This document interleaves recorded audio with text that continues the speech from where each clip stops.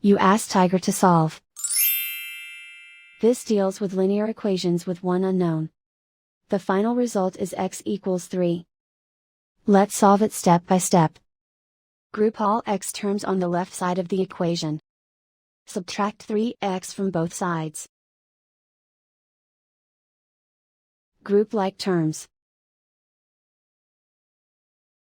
Simplify the arithmetic. Group like terms.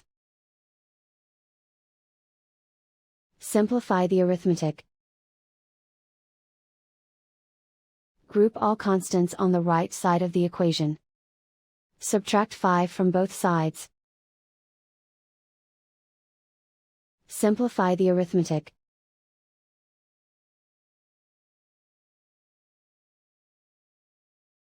Isolate the x. Divide both sides by 2. Simplify the fraction. Find the greatest common factor of the numerator and denominator.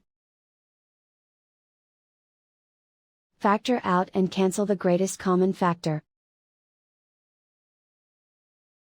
And so the final result is x equals 3.